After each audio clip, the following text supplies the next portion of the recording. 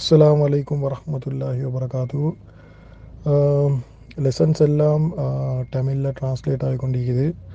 So already இதில் English வேர்ஷனில் லெசனை டீட்டெயிலாக எக்ஸ்பிளைன் பண்ணிக்குது லெசன் 1.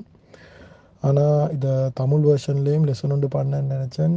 ஏன்னு சொன்னால் ஒரு ரீசன் வந்து நிறைய பேருக்கு இங்கிலீஷ் வாசிக்க கஷ்டமாகிக்கும். அப்போ அவங்களுக்கு என்ன நாங்கள் தமிழில் தானே ஆல்ரெடி படித்து கொடுக்குறேன், அதை சுற்றியும் தமிழ்லேயும் இதை தமிழ்லேயும் போட்டு கொஞ்சம் டிஸ்கஸ் பண்ண நினச்சேன். அது உண்டு.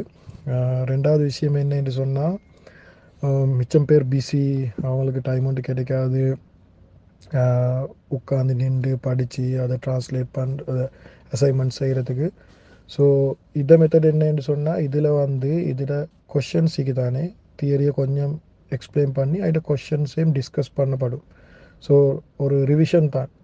ஸோ இதை மட்டும் கேட்டாலும் மாஷால்லா போதும், ஃபுல் ஐடியா ஒன்று வந்துடும் எப்படி நாங்கள் அரபை இதை படிக்க போகிறோம்னு சொல்லி. ஸோ நீங்கள் இதுக்கு முந்தி ஒன்றுமே செய்யாட்டியும் பிரச்சனை இல்லை. இது ரிவிஷன் 1, 2 என்று தான் போகும். இதை மட்டும் படித்தாலும் போதும் அவங்களுக்கு அதை நாலேஜை எடுத்துக்கொள்கிறதுக்கு இன்ஷா அல்லாஹ்.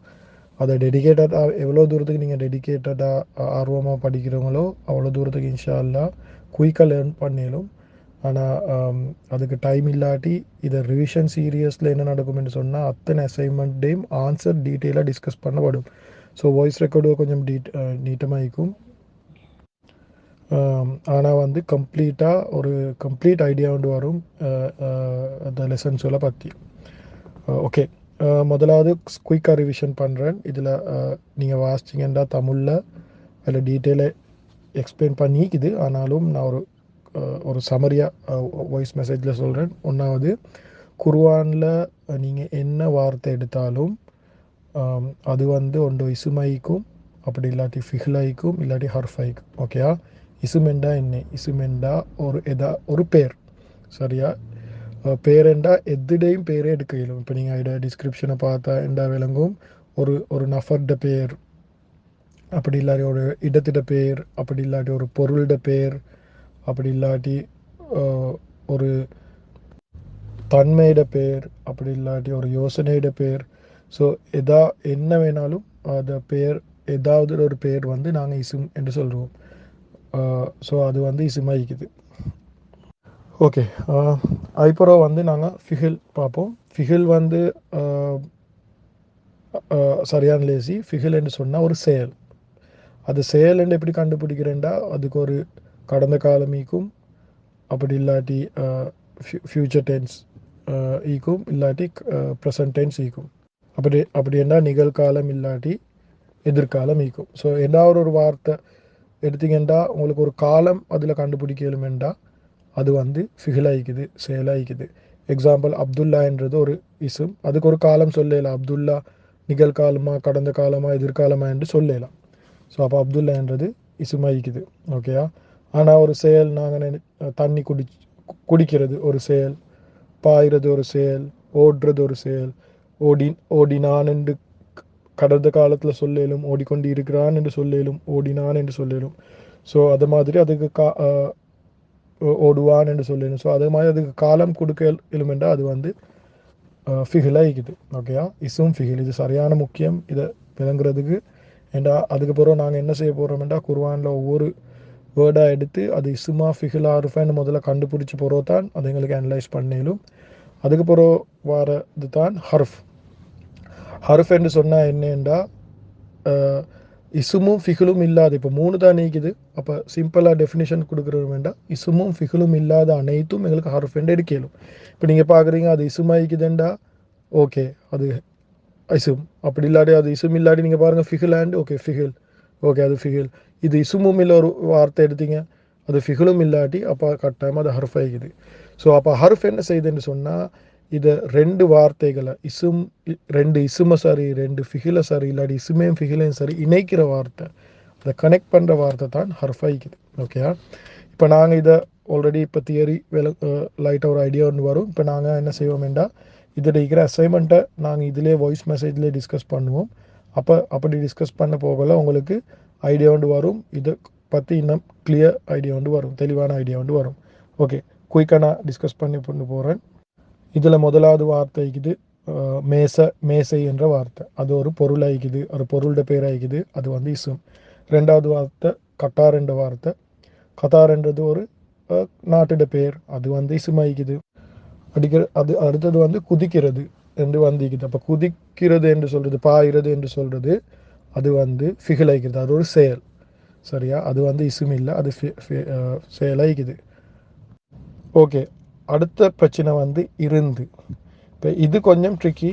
இது வந்து இருந்து என்று வரப்போகல, இது உட்கார இருந்து இல்லை. இது வந்து இங்கிலீஷில் உண்மைக்குமே இப்போ இங்கிலீஷை தான் நாங்கள் இங்கே ட்ரான்ஸ்லேட் பண்ணி டீச் பண்ண ட்ரை பண்ண சொல்லிட்டு இங்கிலீஷில் வந்து இது ஃப்ரம் எண்டிக்குது. அப்போ நாங்கள் சொல்லுவோம் ஹீ கேம் ஃப்ரம் இந்தியா. அவர் இந்தியாவில் இருந்து வந்தார். அந்த இருந்து தான் இணைக்குது. ஸோ அப்போ இது இந்தியாவையும் வந்தாரையும் கனெக்ட் பண்ணுறது தான் எங்கேருந்து வந்தார், இந்தியாவில் இருந்து வந்தார். ஸோ அதை வந்து ஒரு இசுமையும் ஃபிகிலையும் கனெக்ட் பண்ணுது. ஸோ இது வந்து கனெக்டிங் வேர்ப். அது ஃப்ரம் தான் ஈன வருது, அதில் இருந்து என்று சொல்கிறது அது வந்து ஃபிகில் ஆகிக்குது. அது ஃபிகில் இல்லை, அது வந்து ஹர்ஃப் ஆகிக்குது. அது வந்து கனெக்ட் பண்ணுது. அது இசுமும் இல்லை, ஃபிகிலும் இல்லை, செயலும் இல்லை, அது பேரும் இல்லை. அது வந்து ஒரு ரெண்டு இசுமும் சரி இசும் சரி இல்லாட்டி ஃபிகில் சரி இசும் சரி கனெக்ட் பண்ணுது. ஸோ இருந்து என்று சொல்கிறது ஹர்ஃப் ஆகிக்குது. அதுக்கப்புறம் மேல் என்ற ஒரு வார்த்தை இருக்குது. இது வந்து இங்கிலீஷில் ஒன் என்று சொல்கிறது. Example, the book is on the table. இந்த புஸ்தகம் மேசைக்கு மேல் உள்ளது. அப்படி என்று போகல, அது மேல் என்றதும் அதை கனெக்ட் பண்ணுற வார்த்தையாக இருக்குது. அதுவும் வந்து என்னது ஹர்ஃபாக இருக்குது. அதுக்கப்புறம் ஒரு இங்கிலீஷில் வந்து இது வந்து ஒரு என்றது அ புக், ஒரு புஸ்தகம். அப்படி வந்து அது என்றதுக்கும் தனியாக அதுக்கு ஒரு அர்த்தம் இல்லை. இப்போ ஃபிகில தனியாக சொன்னால் ஒரு அர்த்தம் உண்டிக்கும், இசுமா தனியாக சொன்னால் ஒரு அர்த்தம் உண்டிக்கும். ஆனால் ஹர்ஃபை தனியாக சொன்னால் அர்த்தம் உண்டு இல்லை, அதுக்கு ஒரு இன்னொரு வார்த்தை கட்டாயமாக தேவை, அதுக்கு ஒரு அர்த்தம் வார்த்தைக்கு. ஸோ அப்போ இது ஒன்று இல்லை, ஒரு என்று போகல, ஒரு எண்ணுது என்ன வரப்போகல, அதுக்கு வந்து அதுவும் வந்து கனெக்டிங் வேர்ட் ஆகிக்குது. அது வந்து ஃபிகிலாய் ஹர்ஃபா இருக்குது. அடுத்தது வந்து இல்லாடி லே என்று இருக்குது. அது வந்து இங்கிலீஷில் வந்து அட்டை தான் அப்படி ட்ரான்ஸ்லேட் பண்ணிக்குது. அட்டன்னு சொல்கிறது வந்து example, he is at home அப்படின்டா அவர் வீட்டிலே இருக்கிறாரு. இப்போ வீடும் இருக்கிறாரும், வீடு இருக்கிறாருன்னு நாங்கள் சொல்ல மாட்டோமே, வீட்டிலே இருக்கிறாரு. அந்த வீடையும் இருக்கிறதையும் கனெக்ட் பண்ணுறது, அது ரெண்டை சேர்த்து வைக்கிற அந்த லேன்ற வார்த்தை தான் அட்ல இங்கிலீஷில் சொல்லுவோம். அது லேன்ற வார்த்தை வந்து அது வந்து ஹர்ஃப் ஆகிக்குது, அது ரெண்டை கனெக்ட் பண்ணுது. நாடு என்றது ஒரு பேர், அது வந்து இசுமாய்க்குது. பூனைகள் என்றது ஒரு பேர், பூனைக்கு சொல்கிற பேர் பூனைகள். ஸோ அது இசுமாய்க்குது. அடுத்தது கொஞ்சம் மொரான்ட்ரிக்கு, இது ஹர்ஃப் தான் கொஞ்சம் ட்ரான்ஸ்லேட் பண்ண கஷ்டம். அது இன் இல்லாட்டி உடைய. ஓகே, அது எப்படின்னு சொன்னால் இங்கிலீஷில் அது ஆஃப் அண்ட் வரும். இது சரியான இம்பார்ட்டண்டான வேர்டு உண்டு. இப்போ எக்ஸாம்பிள், அல்லாஹ் உடைய ரசூல், அல்லாவின் ரசூல். அது இன் இல்லாட்டி உடைய, ஆஃப், மெசேஞ்சர் ஆஃப் அல்லாஹ். அப்போ அது இன் இல்லாட்டி உடைய என்று வரப்போக்கல, அதுவும் வந்து அது ஆஃப் என்ற வார்த்தை. அப்படி இல்லாட்டி இன் இல்லாட்டி உடைய என்ற வார்த்தை, அது உண்மைக்குமே சொந்தம் என்று காட்டுறது வார்த்தை ஒன்று தான் அந்த ஆஃப் என்றது. அது நாங்கள் டீட்டெயிலாக தேவைப்படும் இந்த ஃப்யூச்சருக்கு. ஸோ சரியான இம்பார்ட்டண்டான வார்த்தை ஒன்று தான் ஆஃப். நாங்கள் இது அரபி படிக்க போகல, அதுவும் வந்து ஹர்ஃப் ஆகிது. அதை கனெக்ட் பண்ணுது. அல்லாஹ் என்ற வார்த்தையும் ரசூல் என்ற வார்த்தையும் கனெக்ட் பண்ணுறது அல்லாஹ்வுடைய ரசூல். ஸோ அது வந்து கனெக்ட் பண்ணுது. ஸோ அதை கனெக்ட் பண்ண வார்த்தை சொல்லியும் அது ஹர்ஃப் ஆகிக்குது. சமாதானம் என்றது சமாதானமாக போகிறாரு அப்படி என்ன அது ஃபிகில் ஆகும். ஆனால் சமாதானம் என்ற கன்செப்ட், ஐடியா வந்து, அந்த யோசனை வந்து, அது வந்து இசுமா தான் இருக்குது. இந்த யோசனைக்கு வைக்கிற பேர் வந்து இசுமாய்க்குது. ஆனால் சமாதானமாக போகிறாரு அப்படி அதை ஃபிகிலாக்கே மேலும். ஆனால் சமாதானம் என்ற வார்த்தை இருக்குது, அது வந்து இசுமா தான் இருக்குது. அடுத்தது தூங்கினேன் என்ற வார்த்தை, அது சரியான லேசி, அது ஒரு செயல், அது வந்து ஃபிகிலாய்க்குது. அடுத்தது சுதந்திரம். சுதந்திரம் என்றது ஒரு ஐடியா, கன்செப்ட். பீஸ் என்றது ஒரு கன்செப்ட், அது கன்செப்டுக்கு வைக்கிற பேர், ஐடியாவுக்கு வைக்கிற பேர் இசுமாய்க்குது. அப்புறம் மக்கா என்றது ஒரு ஊருட பேர். ஸோ அது இசுமாய்க்குது. அடுத்தது மாணவர்கள், அது வந்து ஒரு பேர், மாணவர்களுக்கு வச்சுக்கிற பேர்.